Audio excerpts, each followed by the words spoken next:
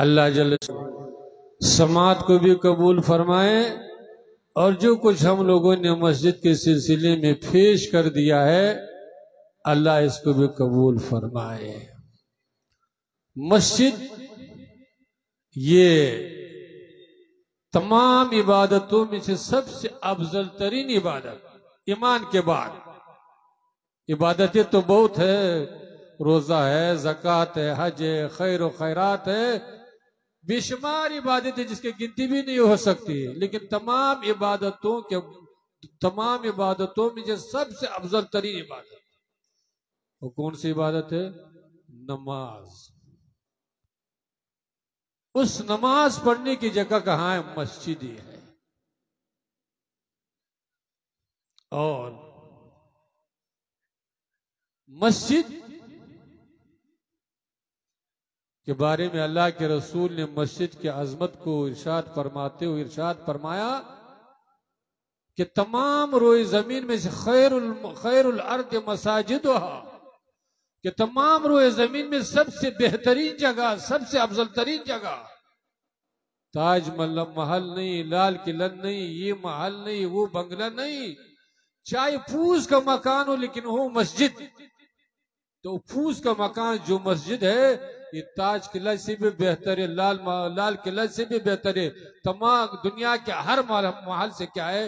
वो मस्जिद जो फूस का बना हुआ क्या है? अल्लाह के रसूल ने फरमाया कि तमाम रोए जमीन में से सबसे बेहतरीन जगह कौन है? मस्जिद है। क्यों भाई मस्जिद है? इसलिए कि मस्जिद में होता क्या है? मस्जिद होगी तो क्या होगी? अजान होगी, अल्लाह अकबर की सदा बुलंद होगी, जमात से नमाज होगी, कुरान की तिलावत होगी, जिक्र अस्कार होगी, अल्लाह के बारगाह में सुजदा होगी। तो जहां तिलावत हो, नमाज हो, जिक्र हो, अस्कार हो, अल्लाह की बंदगी हो, जिस जमीन पर नमाज हो, तिलावत हो, तो जमीन तमाम जमीनों में सबसे बेहतरीन जमीन है। और आप लोगों ने 100 रुपये, 200 रुपये, 500 रुपये, 1000, 10,000 से मस्जिद का ताउन किया है। ये पैसा आपका जाया जाने वाला नहीं। पैसा तो इंसान खर्च कर रहा है, कोई मकान बनाने में, कोई पार्टी में, कोई खाने पीने में, कोई बाल बच्चों में, कोई दुनिया की आइश और अशरत में पैसा खर्च कर रहा है। तो जो पैसा आप दुनियादारी में खर्च करेंगे, मकान दुकान में खर्च करेंगे, कल बरोज माशर उस पैसे का हिसाब देना ही पड़ेगा। आपसे पूछा जाएगा कि ये पैसा लाया कहां से था और कहां पर खर्च किया, आपको जवाब देना ही पड़ेगा। लेकिन जो पैसा आप मस्जिद में दे दिया, मस्जिद की तामीर में दे दिया, मदरसे के गरीब बच्चों पर आपने खर्च कर लिया, किसी गरीब बच्चे की शादी नहीं हो रही है दान दहेज के न होने की वजह से, और आपने ताउन कर लिया, तो ये पैसा जो होगा इसकी फिर हैसियत अलग है, ये पूछा नहीं जाएगा, बल्कि दुनिया में भी इसके बदले में 10 गुना अता कर दिया जाएगा। और कल बरोज माशर कब्र में भी इसका अजर और सवाब मिलेगा, मैदान माशर में भी इसका अजर और सवाब मिलेगा। हर मंजिल पर ये पैसा आपके साथ करेगा, आपको निजात दिलाता या रहेगा। लेकिन अफसोस से कहना पड़ता है कि हम लोगों को कब्र का तो कोई फिक्र नहीं, मैदान माशर के कोई फिक्र नहीं। अगर फिक्र होता, आखिरत की कामयाबी का फिक्र होता मुसलमान को, तो हमारा तो यकीन है कि मस्जिद में चंदा मांगने की जरूरत ही नहीं पड़ती, मस्जिद बनाने में कोई ताखीर ही नहीं लगता। अब तो हर इंसान 2 मंजिला 3 मंजिला अकेला बना के रखता है, अकेला बना रहा है। लेकिन मस्जिद के लिए क्या करना पड़ता है? इतने बड़े जलसे में जो यहां से वहां तक लोगों का हुजूम है, मांगते मांगते मांगते, बुलाते बुलाते, तब भी क्या है 10 रुपये, 20 रुपये, 1000 रुपये ज्यादा देने के लिए तैयार है नहीं। इसलिए कि हम लोगों का आखिरत के कामयाबी का कोई शौक, कोई जज्बा ही नहीं। साहबा किराम को आखिरत का कितना शौक था, कितना जज्बा था, हदीस पाक में आता है कि अल्लाह के रसूल सल्लल्लाहु अलैहि वसल्लम ने किसी मौके पर सहाबाए किराम को हुक्म दिया पैसे जमा करने का, इसलिए कि कुफार से मुकाबला होने वाला है, पैसे की जरूरत है, माल की जरूरत है। तो हर साहबी ने अपने गुंजाइश के मुताबिक, अपनी इस्तिताअत के मुताबिक बारगाह रसूल सल्लल्लाहु अलैहि वसल्लम ने माल पेश कर दिया। एक साहबी ने सुना कि अल्लाह के रसूल ने माल मांगा है, उसके पास कुछ है नहीं, न दुनिया है, न दौलत है, न जमीन है, न जायदाद है, न पैसा, न दिनार, कुछ नहीं। उसने सोचा कि कल जब हम बारगाह हुजूर सल्लल्लाहु अलैहि वसल्लम में हाजिर हो जाएंगे, मस्जिद नबी में जाएंगे और हुजूर ने माल तलब किया तो मैं क्या पेश करूंगा, मेरे पास तो कुछ है ही नहीं। लिखा है कि वो एक यहूदी के पास गए और रात भर मजदूरी की, रात भर यहूदी के यहां मजदूरी की, और सुबह जब हुई उस यहूदी ने क्या कर लिया, उस मजदूरी के बदले में 1 किलो 1 सा या 2 सा खजूर दे दिया। खजूर का जमाना था। रात भर की मजदूरी के बदले में क्या कर दिया, 1 सा 2 सा 1 किलो 2 किलो खजूर दे दिया। तो साहबी ने उस खजूर को लेकर के मस्जिद नबवी में पहुंचे और अल्लाह के रसूल के बारगाह में हाजिर अर्ज के कि या रसूलल्लाह, मेरे पास तो कुछ नहीं, रात भर मेरी मजदूरी की और मजदूरों में ये 2 किलो की खजूर मिला, इसको अपने बारगाह में कबूल कर लीजिए। जरा इखलास देखिए, दीन का जज्बा देखिए, आखिरत का फिक्र देखिए। जब अल्लाह के रसूल ने उसकी इस इखलास को मुलाहिजा फरमाया तो लिखा है कि अल्लाह के रसूल ने सहाबाए किराम को हुक्म दिया कि मेरी साहबी जो 2 किलो खजूर लेकर के आया है, इसको तमाम माल के ऊपर में रख दीजिए। जितना माल जमा हो चुका है तमाम माल के ऊपर में क्या करिए, 2 किलो के ऊपर में रख दीजिए। क्यों भाई? इसलिए कि इसमें क्या है, इखलास है, लिलाहियत है। रात भर नींद छोड़ करके, आराम छोड़ करके मजदूरी किए हुए हैं ताकि हुजूर की खिदमत में खाली हाथ हो करके न जाए, बल्कि क्या करे, हुजूर की खिदमत, हुजूर ने जो हुक्म दिया है हुजूर की खिदमत में वो माल को पेश करिए। आज तो हम लोग भी मोहब्बत का दावा करके बैठे हुए हैं ना, हाँ? मुसलमान है, मोहब्बत का दावा करके और जन्नत का दावा करके हम लोग तो जन्नत में जाएंगे। तो जन्नत में कहां से जाएंगे? नमाज आप नहीं पढ़ेंगे, मस्जिद में आप नहीं जाएंगे, मस्जिद के तामीर में आप हिस्सा नहीं लेंगे, हलाल और हराम का तमीज आप नहीं करेंगे, शरीयत के मुताबिक आप जिंदगी गुजारेंगे नहीं, तो जन्नत का आप लिख करके लाया कि जन्नत में जावे करेंगे। जन्नत में तब जाएंगे जब जन्नती वाले अमल करेंगे, तब जो शरीयत के मुताबिक आप जिंदगी गुजारेंगे तब जन्नत में जाएंगे। अल्लाह ने एक सिस्टम बनाया है, एक तरीका बनाया है। अगर उस तरीके के मुताबिक आप दुनिया में चलेंगे, दुनिया में जिंदगी बसर करेंगे, तो फिर इंशाल्लाह जन्नत तो दूर के बात है, कब्र में जब पहुंच जाएंगे, जो मरने के बाद सबसे पहले मंजिल है, अगर आप ईमान पर रहे होंगे, शरीयत के मुताबिक गुजारे होंगे, हलाल और हराम का तमीज किए होंगे, मस्जिद को आबाद किए होंगे, तो कब्र जो है ना, जो मिट्टी का घर है, अंधेरे का कोठड़ी है, तन्हाई का कोठड़ी है, हुजूर फरमाते कि यही कब्र क्या होगा, एक मोमिन के लिए रौज़त में रियाज़िल जन्नह, जन्नत के बागीचे में एक बागीचा बन करके रहेगा। जन्नत तो बात की बात है ना, लेकिन किसके लिए होगा? उसके लिए होगा जो कुरान को पढ़े, कुरान को समझे, कुरान के अहकाम पर अमल करे, हुजूर से मोहब्बत करे, हुजूर की अजमत को दिल में रखे और हुजूर की सीरत को ना बनाए। अभी जल साहब ने सीरत नबी के नाम से रखा हुआ है,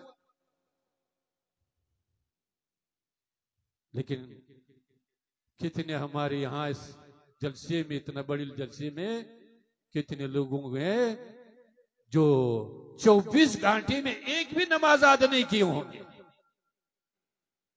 एक भी नमाज नहीं पढ़े होंगे। फजर कजा, जोहर कजा, असर कजा, मगरिब कजा, ईशा कजा, और अल्लाह की नेमतें काते चले जा रहा है।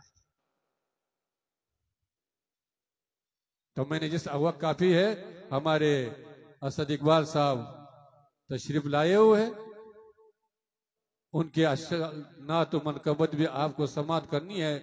तो मैंने जिस आयत मुबारक की तिलावत की, अल्लाह जल शानहू ने, अल्लाह अपने बंदों पर बड़ा करीम और रहीम जात है। कुरान से उसने खबरदार कर दिया कि ईमान वालों, कल के लिए तैयारी करके आइए, कब्र के लिए तैयारी करके आइए। मैदान माशर की जो 50,000 साल का एक दिन होगा, एक दिन कितना का होगा? 50,000 साल का एक दिन होगा। और वो दुनिया का घूमना फिरना नहीं होगा, मोबाइल नहीं होगा, बल्कि गर्मी का यह आलम होगा। हदीस पाक में था कि जमीन को तांबे का बना दिया जाएगा, मिट्टी की जमीन नहीं होगी, तांबे का जमीन बना दिया जाएगा।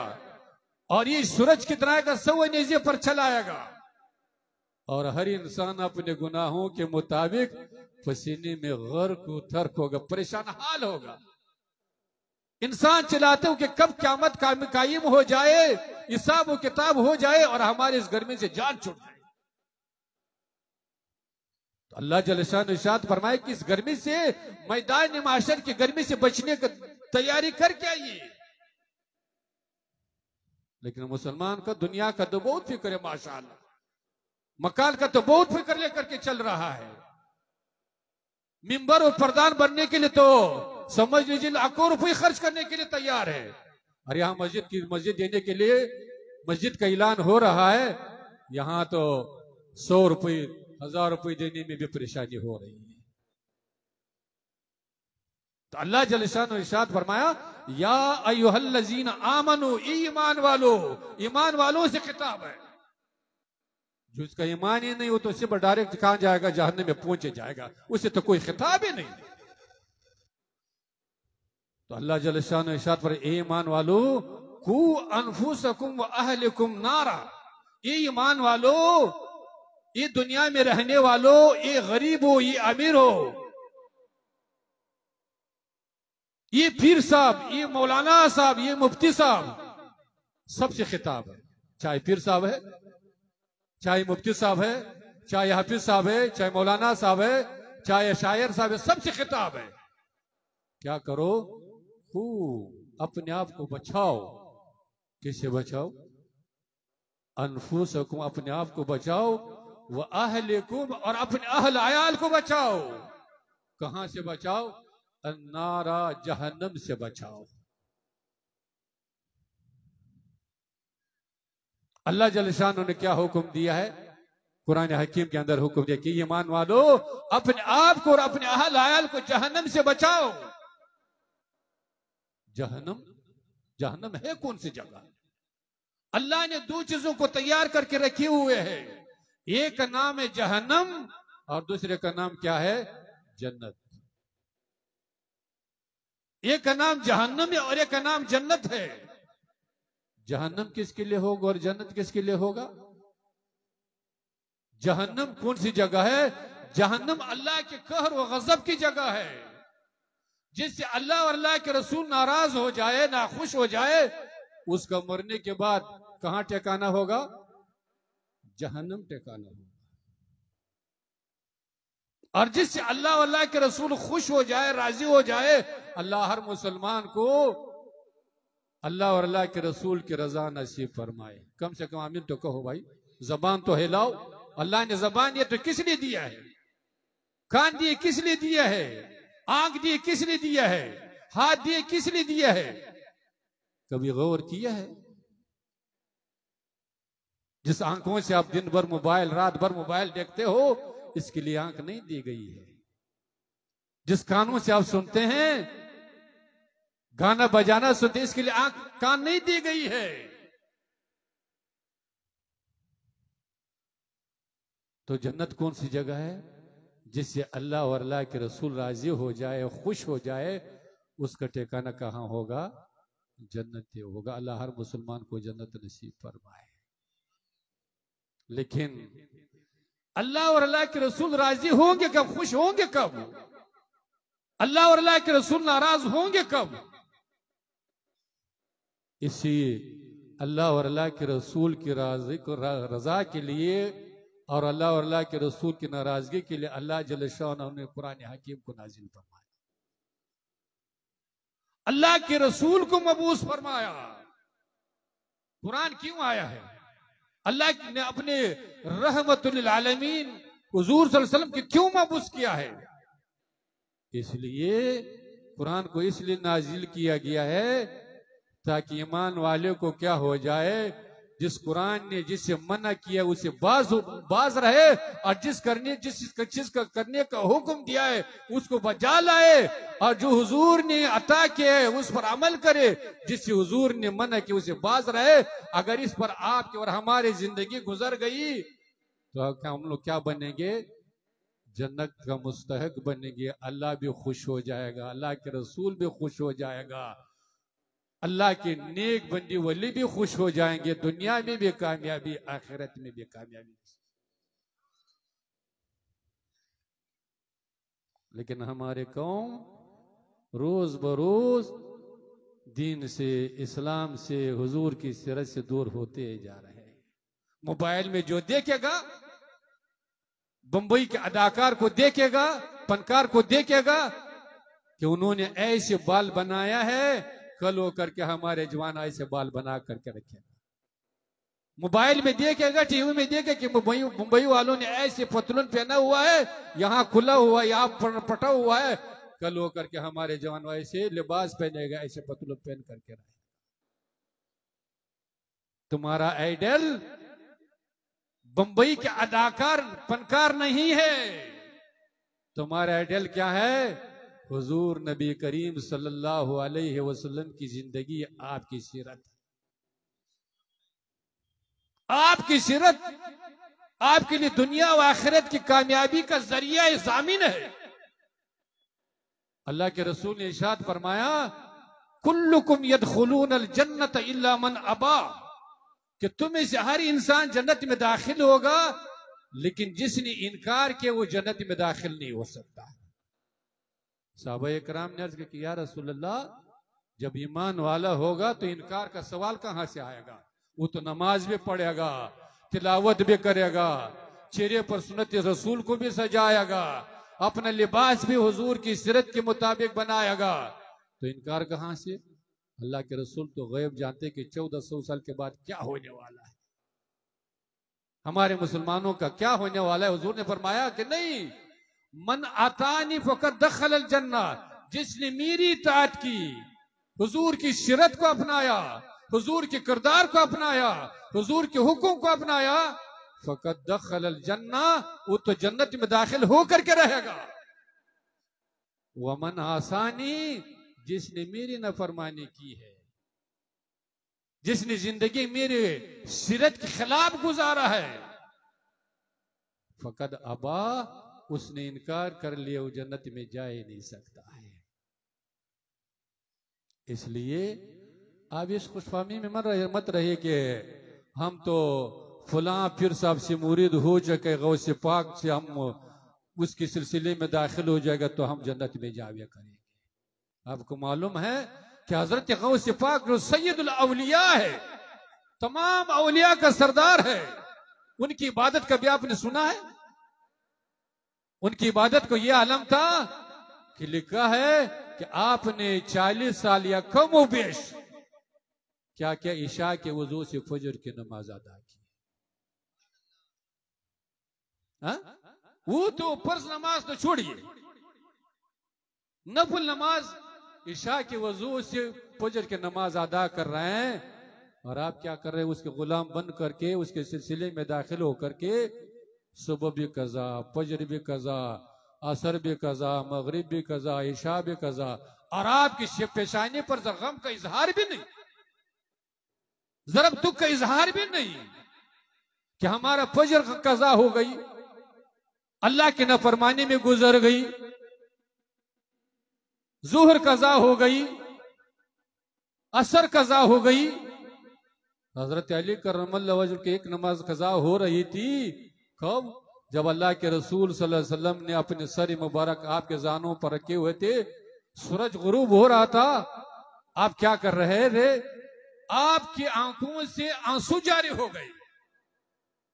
एक नमाज और वो ये नहीं कि सोए हुए थे, आराम कर रहे थे, घूम रहे थे मार्केट का, नहीं। अल्लाह के रसूल के सर मुबारक आपके जानों पर रखे हुए थे कि अगर हुजूर को नमाज के लिए हम हरकत करेंगे तो हुजूर को तकलीफ होगी। लेकिन आप नमाज की कज़ा होने में रोने लगे, आंखों से आंसू जारे होने लगे। और हम लोग क्या करेंगे? महीना भर नमाज नहीं पढ़ेंगे, कभी रोना आया है, कभी दुख आया है, कभी दिल में झटका लगा है, कभी दिल दिमाग में आया है कि कल तो हमको कब्र में जाना ही है, उस अंधेरी कोठली में तो हमको घुसना ही पड़ेगा, हमको घुसा करके रखेगा, चाहे मिनिस्टर साहब क्यों नहीं हो जाए, चाहे मुफ्ती साहब क्यों नहीं हो जाए, चाहे पीर साहब क्यों नहीं हो जाए, उस कब्र में तो घुसना ही पड़ेगा। और उस कब्र में हम क्या मूल्य करके जाएंगे, क्या मूल्य करके दिखाएंगे? इसलिए मुसलमानों, ये चंद दिनों की जिंदगी है ना, और ये तो बहुत ही मुख्तसर जिंदगी है। अल्लाह जल्ल शान इस जिंदगी को क्या कहा है? कलील का है, मुख्तसर कहा है। चाहे 60 साल मिले, चाहे 70 साल मिले, चाहे 100 साल मिले, ये कम मुख्तसर है। क्यों मुख्तसर है? कि मरने के बाद आपको कब्र में कितना 1000 साल रहना पड़ेगा, आपको मालूम है? 1000 साल रहना पड़ेगा, 10,000 साल रहना पड़ेगा, 1,00,000 साल रहना पड़ेगा कब्र में। तो 60 साल उसके मुकाबले में क्या हो गए? ज्यादा हो गए कि कम हो गए? बहुत ही कम हो गए। तो अल्लाह जल्ल शानो इरशाद फरमाया, या अय्युहल्लज़ीना आमनू कू अनफुसकुम व अहलिकुम नारा, ए ईमान वालो, अपने आप को जहन्नम से और अपने अहल व अयाल को जहन्नम से बचा करके रखो। और जहन्नम के अजाब लिखा है कि जहन्नम के आग की गर्मी जो है, ये दुनिया की आग की गर्मी से 70 गुना ज्यादा है। ये जो दुनिया का आग है जिसमें हम लोग खाना बना रहे हैं, जिसमें हम लोग अंगली 1 मिनट के लिए भी दाखिल करने को बर्दाश्त नहीं कर सकते हैं, जहन्नम की आग की गर्मी कैसी होगी? दुनिया के आग की गर्मी से 70 गुना ज्यादा होगी। और इस जहन्नम से अल्लाह जल्ल शान आपको खबरदार करे रहा है कि इससे बचने की कोशिश करो। और जहन्नम का अदना अजाब, सबसे कमतरीन अजाब, रवायत में कि सबसे कमतरीन अजाब जहन्नम का ये होगा कि जहन्नमी को पांव में आग का जूता पहनाया जाएगा। आग का जूता पहनाया जाएगा, जूता तो पांव में पहनाया जाएगा, लेकिन इसकी गर्मी की वजह से ये दिमाग के अंदर जो मगज है, इसकी गर्मी की वजह से बह करके नाक से भी बाहर आ जाएगा, मुंह से भी बाहर आ जाएगा। ये सबसे कमतरीन अजाब, आप अंदाजा कर सकते हैं। आप किस दुनिया में रह रहे हैं, किस सियासत में रह रहे हैं, किस खुशहाली में बैठे हुए हैं? आज अल्लाह ने मौका दिया है कि क्या करो, बारगाह इलाही में तौबा कर लो, बाज आ जाओ, इस्लाह कर लो, कुरान से करीब हो जाओ, मस्जिद से करीब हो जाओ, हुजूर की सीरत से दूर करीब हो जाओ, हुजूर की मोहब्बत को दिल में रखिए, अजमत को दिल में रखिए, तो क्या हो जाएगा? उस जहन्नम की इस आग से, इस अजाब से क्या हो जाए? बच्चे जाएंगे। अल्लाह हर मुसलमान को बचाए। अगर ऐसी जिंदगी गुजरती रही जैसे हम लोग गुजार रहे हैं, मार्केट में, दुकान में, आज तो हाल ये बना, हम तो देखते हैं ना, बड़े बड़े आदमी, ज़ईफ आदमी, उसको आदत जो पड़ चुका है, असर के बाद झोले को लेकर के हाट में जाएगा, झोला लेकर के जाएगा, और वहां से फिर खाली झोला लेकर के चलाएगा। कोई काम नहीं, कोई खरीदो फरोख्त नहीं, कोई उसका मतलब ही नहीं, लेकिन आदत जो बना, वहां जाएगा, होटल में बैठेगा, गुलगुला खाएगा, चाय पिएगा, इधर थोड़ा सा पान खा लिया, गपशप लगा लिया, उसके गैबत कर लिया, उसके गैबत कर लिया, पार्टी की बात कर लिया, उसके बाद चले जाएगा, असर भी छूट गया, मगरिब भी छूट गया, उसको कोई परवाह नहीं।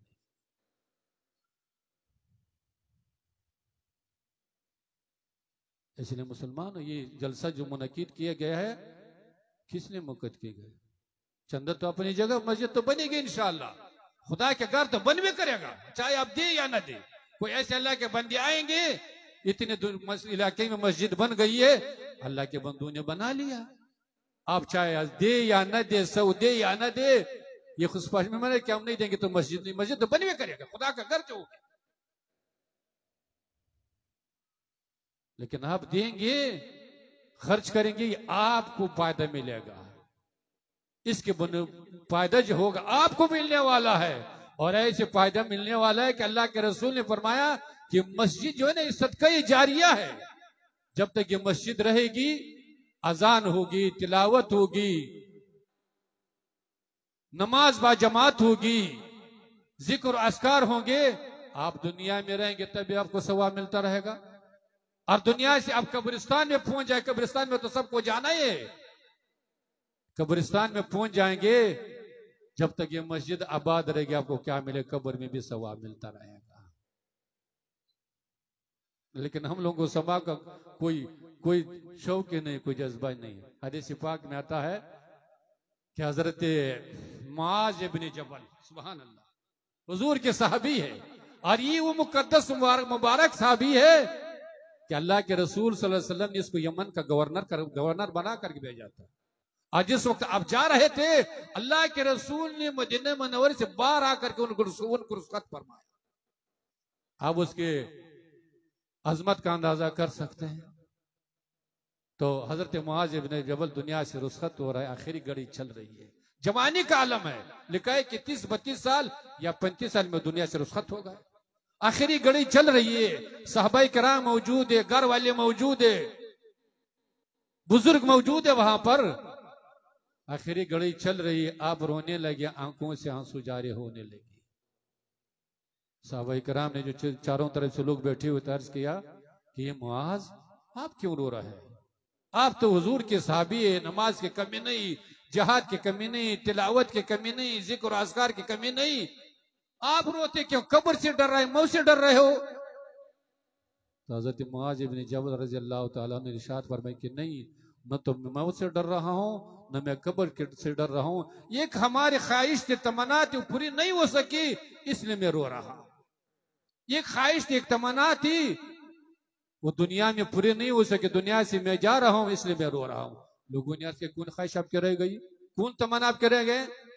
आपने इरशाद फरमाया कि मेरी ख्वाहिश थी कि काश रमजान उल मुबारक का महीना होता, गर्मी का मौसम होता और कुफार से मुकाबला होता, और लड़ते लड़ते लड़ते लड़ते हमारा हाथ भी कट जाता, हमारा पांव भी कट जाता, और अल्लाह के रास्ते में हमारा गर्दन भी कट जाता। हा? और आपका हमारा तमन्ना क्या है? मरते वक्त भी तुम्हारे कश हमारा मकान दो मंजिला बन जाए, हम पार्टी में मेंबर बन जाए, प्रधान बन जाए, हमारा बेटा बेटी इंजीनियर और डॉक्टर बन जाए, यह हम लोगों का तमन्ना है। आखिरी दम तक हमारा ये तमन्ना है। हज़रत मुआज़ इब्न जबल फरमाते हैं कि अल्लाह के रास्ते में हमारा हाथ भी कट जाता, पांव भी कट जाता, गर्दन भी कट जाता, और कल बरोज माशर जब अल्लाह पूछता है कि ये मुआज़ क्या लेकर के आया हो मेरे बारगाह में, तो मैं बारगाह इलाही में अर्ज़ करती, या अल्लाह तेरे रास्ते में अपने हाथ को भी कटा के लाया हूं, तेरे रास्ते में अपने पांव को भी कटा के लाया हूं, और तेरे रास्ते में अपने गर्दन को भी कटा के लाया। सुभान अल्लाह। अल्लाह हर मुसलमान को ऐसे जज्बा नसीब फरमाए। हाँ, आप किस दुनिया में रहे हैं, कहां पर खुद पान कर रहे हो? कौन सा आपने कारनामा किया जो खुद पान कर रहे हो? कोई कारनामा किए हुए है? हमारे जवान शायरों पर शायरी में तो बहुत खून पान कर रहे हो, कौन सा आपने जौहर दिखाया है? कौन सा आपके कारनामा है कि जो आप क्या कर रहे हो? खुद पान से चल रहे हो। मस्जिद तो आपका वीरान है, मस्जिद तो खूबसूरत बनाया जा रहा है, लेकिन मस्जिद के नमाजिन से वीरान है कि नहीं? फजर की अजान हो जाए तो पूरी बस्ती में 10 आदमी मस्जिद में जाने के लिए तैयार है नहीं। हमारे जवान का है, सो रहा है, आराम कर रहा है, उठने की उसको तौफीक नहीं। और यहां क्या रहा है? मोहब्बत का इजहार कर रहा है, खुद रहे पान रहा है। खुद पाने का मौका नहीं, रोने धोने का मौका है। मुसलमानों, जरा अपने हालात का जायजा तो लीजिए। खुद पान का मौका नहीं, रोने धोने का मौका है। अल्लाह जल्ल शान इरशाद फरमाया, फलियज़हकु कलीलन वलियबकु कसीरा। कि अपने आखिरत को याद करके अपने कब्र को याद करो, हंसो नहीं, मजाक न करो, बल्कि क्या करो, अल्लाह के खौफ से रोते रहो, गिड़गिड़ाते रहो। हो सकता है तुम्हारा ये रोना धोना, ये गिड़गिड़ा अल्लाह के बारगाह में कबूल हो जाए, तुम्हारा दुनिया भी पार हो जाए, तुम्हारा आखिरत भी पार हो जाए। इसलिए संजीदगी का मुजाहरा कीजिए। अल्लाह ने जवानी दी है, जवानी किस लिए दी है कभी सोचा है? अल्लाह के रसूल ने इरशाद फरमाया कि कल बरोज माशर जहां कोई साया नहीं होगा, कोई साया नहीं होगा, गर्मी से आदमी इंसान परेशान होगा, वही जवान जिसने अपनी जवानी को इताअत तो बंदगी में बसर किए होंगे, मस्जिद में बसर किए होंगे, वालिदैन की खिदमत में बसर किए होंगे, नेक आमाल में बसर किए होंगे, कल बरोज माशर वही जवान का होगा, अल्लाह के अर्श की साये के नीचे रहेगा। सुभान अल्लाह। अल्लाह मुसलमान को तौफीक अता फरमाए, जवान को तौफीक अता।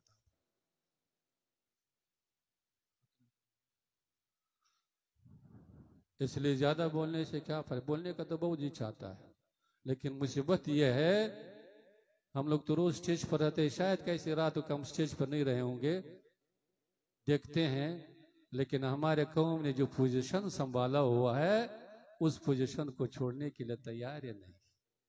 अभी तो शब बरात का मौका आ ही रहा है, और हमारे मुफ्ती साहब ने तो आप हजरत को बता दिया है कि कितना अहम मौका है, कितना गनीमत का मौका है। ये तो अल्लाह ताला अपने बंदों पर, अपने ईमान वालों पर, हुजूर की उम्मत पर मेहरबान है कि एक रात मेहनत करेगा तो एक रात की मेहनत उसका आलम यह होगा कि अगर उसने खुलूस से मेहनत की तो उसकी जिंदगी के तमाम गुनाह माफ हो जाएंगे। शबी कदर में एक रात जागेंगे तो एक रात कितना होगा, 1000 साल महीनों के बराबर हो जाएगा। ऐसे ऐसे रातें को ईमान वालों को अल्लाह जल शअनहू ने अता किया है। लेकिन ईमान वाला तो जवान का तो मुफ्ती साहब ने जिक्र किया कि क्या करेगा, बस ससुराल का मोटरसाइकिल है, अपना तो मोटरसाइकिल भी नहीं, ससुराल का मोटरसाइकिल है, ससुराल का मोटरसाइकिल क्या करेगा, वो यहां से चलेगा वहां, वहां से चलेगा वहां, हॉर्न बजाते हुए मोटरसाइकिल को ताप देते हुए बस 2 बजे 1 बजे तक घूमेगा और आकर के बिस्तर पर लेट जाएगा। उसके बाद फजर का भी कोई पता नहीं, जोहर का भी कोई पता नहीं, कुछ भी नहीं। अल्लाह के रसूल ने इरशाद फरमाया कि शब बरात में इतने लोगों की मग़फ़िरत होगी, इतने लोगों के गुनाह माफ होंगे, जैसे उस जमाने में बनी कल्ब के एक कबीला रहता था और उन लोगों का काम था बकरी, भेड़ बकरियों का काम वो लोग करते थे। और लिखा है कि उनकी भेड़ बकरियों का यह आलम था, इतना बड़ा रेवड़ था कि कई किलोमीटर तक उनका रेवड़, उसमें क्या होता था, तो हुजूर फरमाते हैं कितने लोगों की मग़फ़िरत होगी, जितने बेनिकल की बकरियों के बाल है, एक बकरी में कितना बाल हो गिनती कर सकते हैं, कई किलोमीटर तक बकरी होंगी, उसके बाल के कितनी हिसाब होगी। हुजूर फरमाते हैं कितनी जितनी बेनिकल की बकरियों के बाल है, अल्लाह जल शानो इतने ईमान वालों की मग़फ़िरत फरमाता है। लेकिन ईमान वाला खुलूस से खड़ा हो जाए तब ना, ईमान वाला खुलूस के साथ बारगाह इलाही में अपने मग़फ़िरत की दुआ करे तब ना। और ये भी हुजूर ने फरमाया कि इस रात में ऐसे कम नसीब लोग भी है कि उसकी इबादत के बावजूद, तिलावत के बावजूद अल्लाह की बारगाह में उसको मग़फ़िरत मिलने वाला नहीं। 5 ऐसे शख्स है कि इस रात में भी उसकी मग़फ़िरत नहीं होगी। और कौन है? सबसे पहले मुशरिक, जो शिर्क करता हो, जो अल्लाह और अल्लाह के रसूल, अल्लाह के जात में, अल्लाह की सिफात में शिर्क करता हो, चाहे रात भर भी तिलावत करते रहे, नफल पढ़ते रहे, उसकी मग़फ़िरत होने वाले नहीं। जब तक वो शिर्क से तौबा नहीं करता है, शिर्क से बाज नहीं आता है, तब तक क्या होगा, उसकी मग़फ़िरत होने वाले नहीं। और दूसरा कौन होगा? दूसरा होगा मुदामिमुल खम्र, जो हमेशा शराब पीता हो। हमारे कौम में कितना बदनसीब लोग है कि सुबह भी पी रहा है, शाम को भी पी रहा है, उसी में उसकी जिंदगी बसर हो रही है। हुजूर ने फरमाया कि दूसरा वो कम नसीब होगा जो जिंदगी पर जो शराब पी रहा हो, शराब का आदी हो, उसके भी इस रात में मग़फ़िरत होने वाले नहीं। जब तक वो शराब पीने से बाज नहीं आता है, तौबा नहीं करता है, तब तक क्या होगा, उसकी मग़फ़िरत होने वाले नहीं। और तीसरा कौन होगा जो हमारे माशरे में बहुत पाया जा रहा है? तीसरा होगा वालिदैन के नाफरमान। वालिदैन को कम समझ रहे हो? बड़ा बूढ़ी को कम समझ रहे हो? आपकी नजदीक तो बड़ा बूढ़ी हो सकते हैं, लेकिन उस बड़े और बड़ा का अल्लाह की नजदीक बहुत बड़ा मुकाम है। आप तो उसको बड़ा और बड़ी कहते, अब्बा भी नहीं कहते, माँ भी नहीं कहते, बड़ा और बड़ी कहते वो। लेकिन अल्लाह के नजदीक उनका मुकाम ये है कि अगर वो माफ नहीं करेगा तो शब बरात जैसे अहम रात भी आपकी इबादत काबिल कबूल है या नहीं?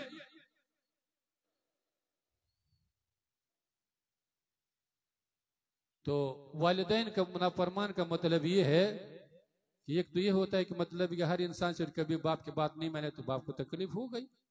कभी कभी आपसे क्या हो गया, बाप के नाफरमानी, माँ के नाफरमानी नहीं, मराज नहीं, ये तो हर इंसान से होता है। वालिदैन के नाफरमानी का मतलब ये है कि अब हर काम जो कर रहे हैं वालिदैन को उससे तकलीफ होती है। हर काम में आपके क्या कर रहे हैं, वालिदैन के नाफरमानी कर रहा है।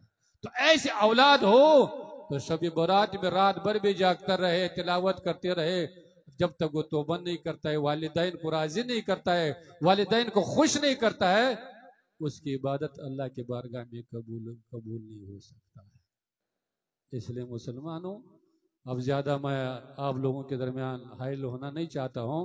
मैं गुजारिश करूंगा कि जो सीरत के नबी सल्लल्लाहु अलैहि वसल्लम जलसा मुनक़िद की गई है, कम से कम इसी कुछ ले करके जाइए, खाली होकर के मत जाइए, कुछ ले करके जाइए। कुछ ले करके जाएंगे तो अल्लाह भी खुश हो जाएगा, अल्लाह भी राजी हो जाएगा, अल्लाह के रसूल भी राजी हो जाएगा, आपको दुनिया की भी कामयाबी मिलेगा, आखिरत की भी कामयाबी। क्या लेकर के जाना है? ये नहीं लेकर के वहां गुलगुला लेकर के रवाना हो गए, मिठाई लेकर के रवाना। क्या लेकर के जाना है? अगर आप नमाज नहीं पढ़ रहे हैं तो आज जलसे में तौबा कर लीजिए, आज से नमाज शुरू कर ही दीजिए। चेहरे पर सुन्नत रसूल नहीं, अल्लाह ने जवाने दिए हैं, बीबी को खुश कर रहे हो, अल्लाह को नाराज कर रहे हो, हुजूर को नाराज कर रहे हो, ये जो दाढ़ी छील रहे हो, सुबह उठ करके सबसे पहले जो चेहरे पर बुलेट चला रहे हो, क्यों चलाया जा रहा है? ताकि बीबी खुश हो जाए, माशाअल्लाह। इसलिए तो हो रहा है, बीबी को खुश करने के लिए सब हो रहा है। अल्लाह नाराज हो जाए, अल्लाह के रसूल नाराज हो, उसको मुसलमान को, जवान को कोई फिक्र है? कि फिक्र है? अगर फिक्र होता तो हर जवान के चेहरे पर क्या होना चाहिए? सुन्नत रसूल चमकाता हुआ नजर आना चाहिए था। तो अगर आपके चेहरे पर सुन्नत रसूल ने, आज इरादा कर लीजिए, इस मुबारक महीने में शब बरात जो आने वाला है, आज से इरादा कर लीजिए कि हम चेहरे पर क्या करेंगे, सुन्नत रसूल को सजा करके रखेंगे। अगर आप झूठ बोल रहे हैं, आज क्या कर दीजिए, झूठ से तौबा कर लीजिए। अगर किसी हक को दबा करके रखे हुए हैं, अब तौबा करिए, उसके हक को वापस खरीद दीजिए। अगर आप क्या कर रहे हैं, दूसरे गुनाह में मुब्तला है, उस गुनाहों से इस जलसे में तौबा कर लीजिए, तो इंशाअल्लाह आपके आने में भी सवाब होगा, आपके जाने में भी सवाब होगा, जलसा भी कामयाब होगा। जलसा का असल मकसद जलसे का कामयाबी का असल मकसद यही है, ये चंदा तो नहीं है। हमारे उलमा समझते कि बहुत भीड़ भाड़ हो गया, माशाल्लाह पूरा पिंडाल वहां से वहां तक भर गया और यहाँ पर हजारों का चंदा हो गया तो हमारा जलसा कामयाब हुआ। ये जलसे के कामयाबी का मकसद नहीं। मकसद ये है कि हमारा एक मुसलमान भाई, हुजूर की उम्मती, उसने कुरान और हदीस के बात सुन लिया, उलमाए किराम के जबानी कुरान हदीस की रोशनी में कोई बात सुन लिया, उसके दिल में लग गया और उसने अपनी उस बात पर अमल इख्तियार कर लिया, ये एक मुसलमान तो हमारा जलसा कामयाब है कि नहीं कामयाब? इसलिए तो लिखा है कि जो मुसलमान होकर के कुरान हदीस के बातों को सुन लेता है, अरे इधर से सुन लिया, इधर से निकाल लिया तो क्या होगा? कल बरोज माशर उसका सजा ये होगा कि आग से रॉड को, लोह को गर्म कर दिया जाएगा। जिस कान से सुना था और जिसे निकाला था उसमें घुसा करके दूसरे कान से निकाल करके रख दिया जाएगा। कोई खेल तमाशा है क्या? हम लोगों ने तो हर चीज खेल तमाशा बनाया हुआ है। ये जलसा को भी तो खेल तमाशा बनाया हुआ है। ये खेल तमाशा नहीं, ये कुरान और हदीस की महफिल है। हुजूर की खिदमत में सहाबा इकराम बैठे रहते थे और हुजूर अपनी जबान मुबारक से, आहा सुबहान अल्लाह, सहाबा इकराम का मजमा और अल्लाह के रसूल इरशाद फरमाते हैं, तो लिखा है कि सहाबा इकराम ऐसे बैठे रहते थे, ऐसे बैठे रहते थे, ऐसे अदब और सुकून के साथ बैठे रहते थे गोया कि उनके सरों पर परिंदे बैठे हुए।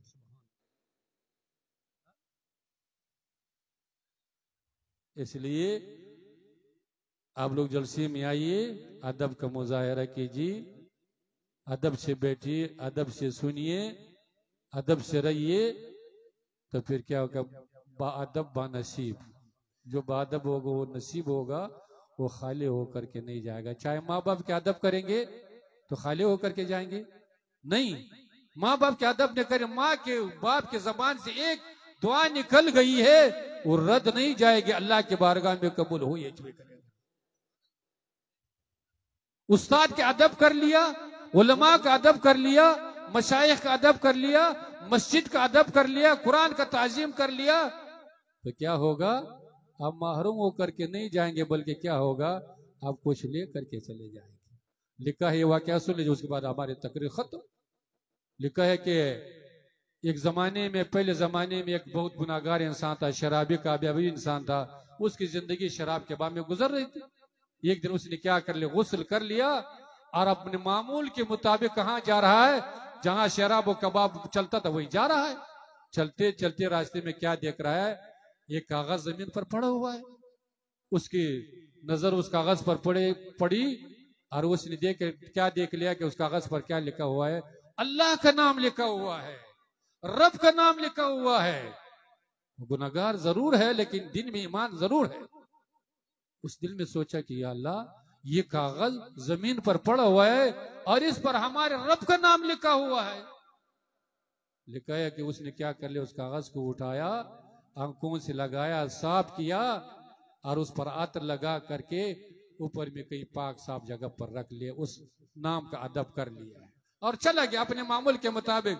वहां शरफ खाने में पूछा तो लिखा है कि अल्लाह जलशानहू की तरफ से उस वक्त के नबी को हुक्म हो गया कि जा उस गुनाहगार को इस खुशखबरी सुना दो कि तुमने मेरे नाम का अदब कर लिया, ताजीम कर लिया, अल्लाह जलशानहू ने तुम्हारे तमाम गुनाहों को माफ कर ही दिया।